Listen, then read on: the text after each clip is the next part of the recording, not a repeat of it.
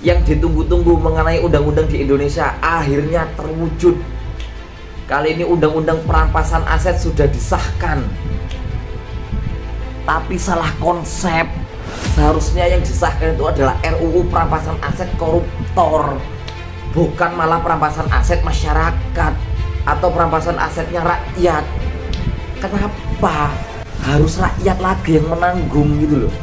Untuk kali ini mengenai tilang, kendaraan akan disita kalau semisal STN mati selama 2 tahun. Rakyat, dan rakyat lagi yang terpuruk. Kapan disahkannya mengenai koruptor? Kalau bisa perampasan aset bukan hanya hasil koruptornya aja, tapi aset-aset pribadinya juga sekalian. Jadi biar mereka tuh kapok mikir-mikir kalau semisal mau korupsi gitu loh.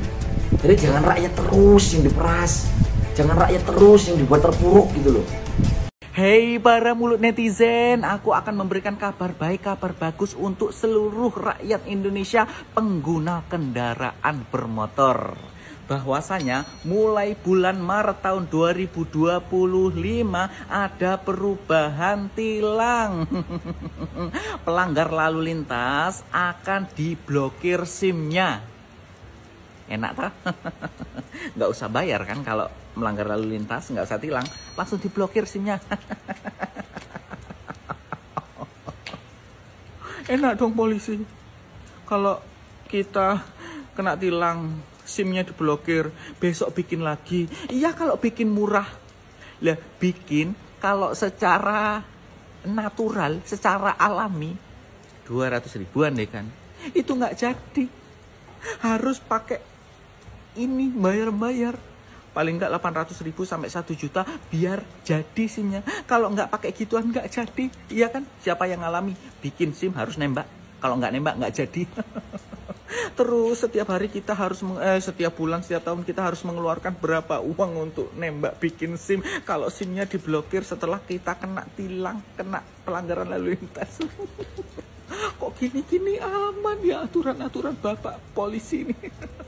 Gimana menurut kalian para netizen, kalian setuju nggak kalau SIM diblokir? Kalau saya mending petugasnya yang diblokir. Ups, ada tukang bakso. Yang diminta itu undang-undang perampasan aset, aset koruptor.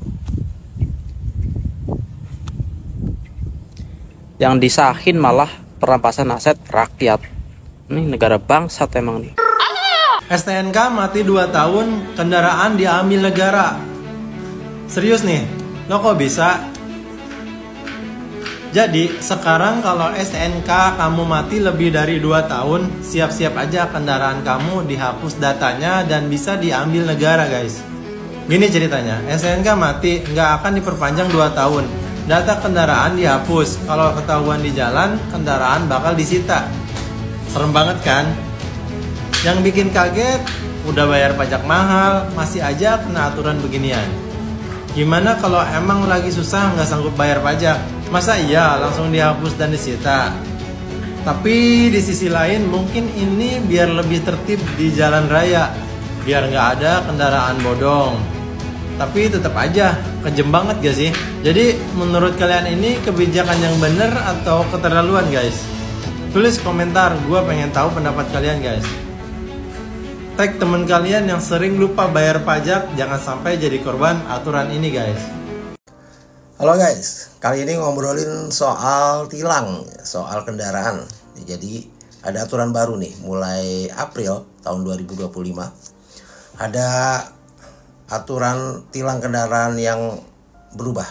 Jadi terjadi perubahan signifikan dalam aturan tilang kendaraan di Indonesia ini.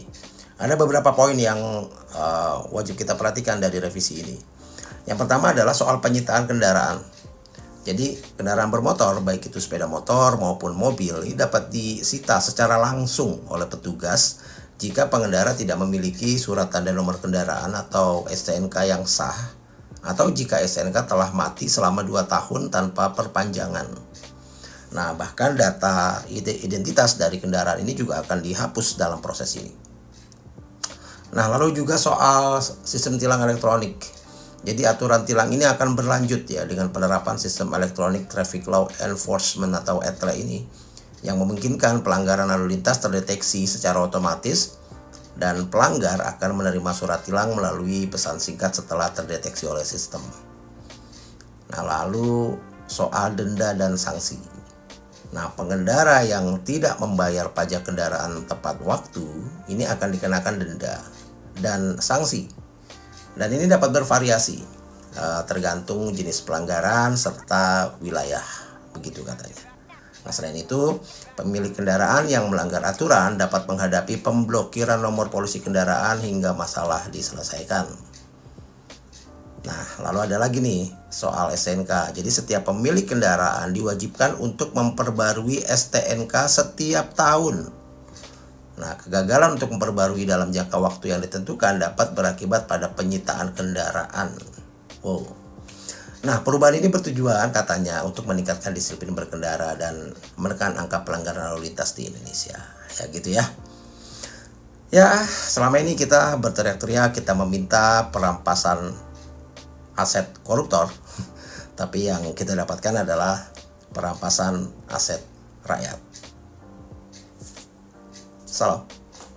STNK kalian mati, siap-siap aja kendaraan kalian disita. Capek-capek nyicil sampai lunas, tapi nggak bayar pajaknya sampai 2 tahun. Sekarang negara akan sita kendaraan kalian. Apalagi kalian suka lewat di jalan yang ada CCTV-nya. Bisa-bisa kalian terancam tilang digital. Yang lebih parah, kalau ketahuan, kendaraan kalian bisa dihapus dari registrasi. Yang artinya, kendaraan kalian akan susah untuk dijual lagi. Karena surat-suratnya sekarang bodong. Aturan ini diatur oleh UU nomor 22 tahun 2009 dan Perpol nomor 7 tahun 2021. Jadi bukan sekedar isu ya, tapi udah resmi. Buat kalian yang STNK-nya mati lebih dari 2 tahun, siap-siap aja kendaraannya diangkut waktu razia. Mantap bukan? Jadi sebelum kendaraan kalian disita negara, mungkin ada niatan untuk bayar pajaknya. Gimana teman-teman? Tulis di kolom komentar ya.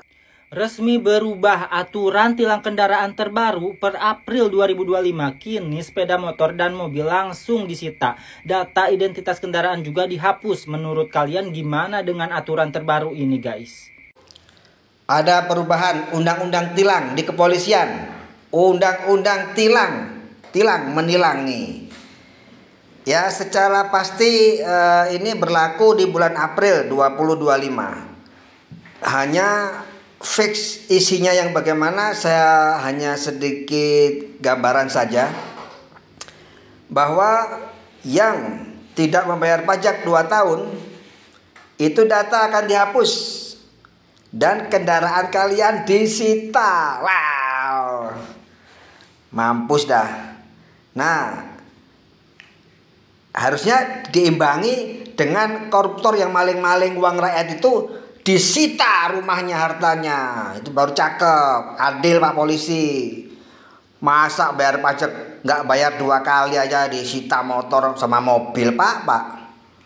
Ya wis, sakarepmu. Nah, selanjutnya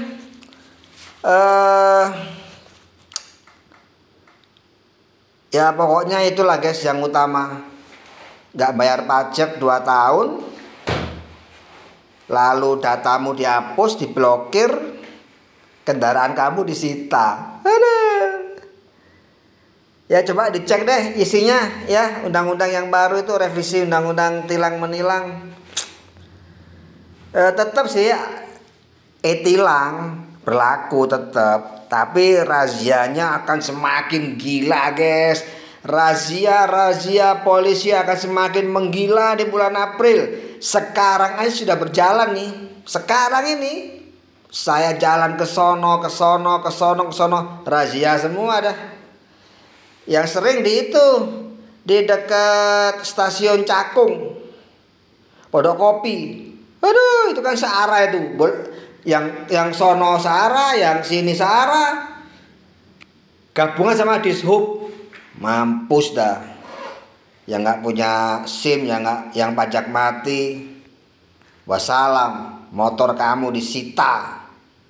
Wes, sahabatku semua, sakarepmu saiki. Lek aku sih ono duit dibayar pajak, lek gak ono ya wes, gak usah dibayar. Ya dianggremno ae motore karo mobile. Wege.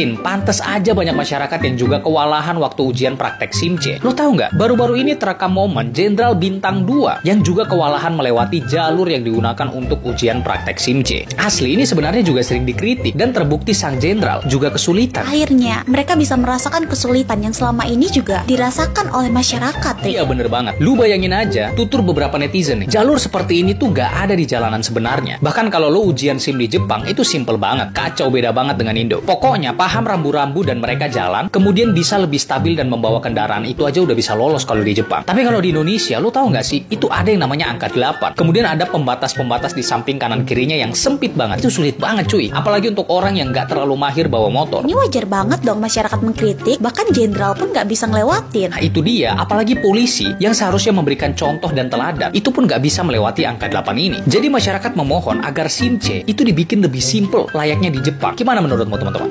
Ada berita terbaru ini ya, aturan tilang mulai April 2025 ini motor atau mobil yang melanggar langsung disita. Ini bangsat ini yang membuat aturan ini. Yang diminta itu kan undang-undang perampasan aset koruptor, bukan merampas aset rakyat ya. Ini bangsat ini. Ini negara bangsat apa pejabatnya yang bangsat ini? Bangsat.